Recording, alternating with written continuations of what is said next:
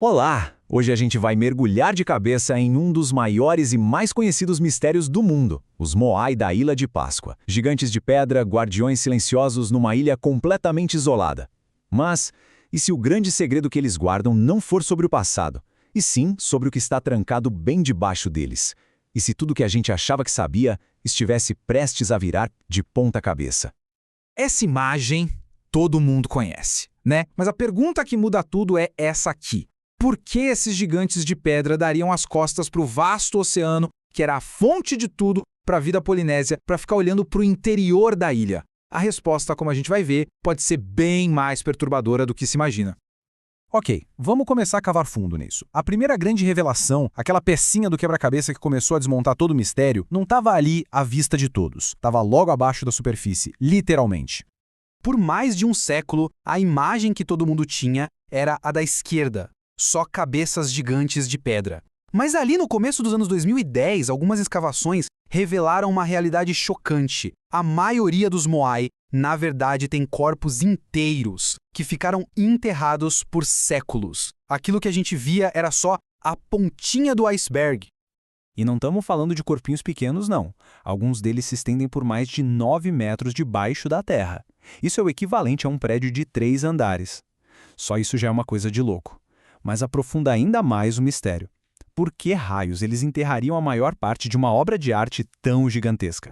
A descoberta dos corpos foi um choque, mas era só o começo. O que uma expedição mais recente encontrou ainda mais fundo não era só pedra e terra. Foi algo que eles podiam sentir. E é aqui que a história fica realmente sinistra. Em 2023, uma equipe usando uma tecnologia super avançada descobriu um cenário macabro debaixo dos Moai. Encontraram câmaras subterrâneas, claramente construídas por gente. Havia sinais de fogo para rituais e sacrifícios, restos humanos todos fragmentados. E não em túmulos bonitinhos, mas jogados com violência. E o mais bizarro de tudo, um zumbido subsônico constante que vinha das profundezas e redes gigantescas de túneis inexplorados que iam para a escuridão. E sobre esse som esquisito, ouçam só como a geóloga da expedição, a doutora Lena Morrow, descreveu. Essa citação aí na tela já diz tudo. Outros pesquisadores falaram que era como sentir um motor gigante adormecido, uma vibração que dava para sentir no peito, nos ossos. Essa vibração e esses túneis são a chave para a gente entender o próximo ponto. De repente, todas essas evidências físicas estranhas começaram a se encaixar, de um jeito assustador, com as histórias antigas do povo Rapa Nui, lendas que todo mundo achava que era só folclore, e se esses mitos fossem, na verdade, registros históricos? A lenda mais famosa deles fala de uma guerra civil super brutal entre a elite, os orelhas longas, e a classe trabalhadora, os orelhas curtas. Por séculos, isso foi tratado como uma historinha. Mas a arqueologia moderna encontrou provas de 2 povos geneticamente diferentes, e justamente no local onde a lenda diz que foi a batalha final, acharam vestígios de uma queima em massa. A guerra, ela realmente aconteceu. E não foi a única lenda que se provou real. As tradições orais também diziam que os Moai caminhavam até os seus lugares.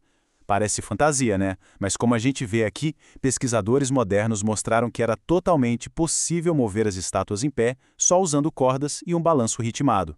De novo, uma lenda se mostrando um fato. E isso nos leva à lenda mais arrepiante de todas. Aquela que diz que os Moai foram colocados de costas para o mar para vigiar alguma coisa dentro da ilha. Algo que nunca, jamais deveria escapar. E lembrem-se, os cientistas acabaram de achar sistemas gigantes de túneis inexplorados exatamente debaixo deles. A próxima peça desse quebra-cabeça nos leva para o final de tudo. O fim repentino e misterioso da era de construção dos Moai. Por muito tempo, a teoria era que eles destruíram o próprio ambiente. Mas as novas evidências apontam para algo muito mais sombrio. A construção estava a todo vapor, centenas de estátuas sendo feitas, e então, de uma hora para outra, pá, tudo para. O projeto na ilha inteira para de uma vez só. Encontraram ferramentas largadas do lado de estátuas inacabadas, como se os trabalhadores tivessem simplesmente evaporado. A teoria mais famosa era a do ecocídio, que eles derrubaram todas as árvores e tudo mais. Mas as evidências mais novas apontam para outra coisa. Fogueiras de rituais, canibalismo e uma sociedade que se desfez não por causa da fome, mas por causa do puro terror. E os sinais de pânico estão por toda parte. A arte nas cavernas, que antes era toda organizada, vira uma coisa caótica, mostrando figuras desesperadas.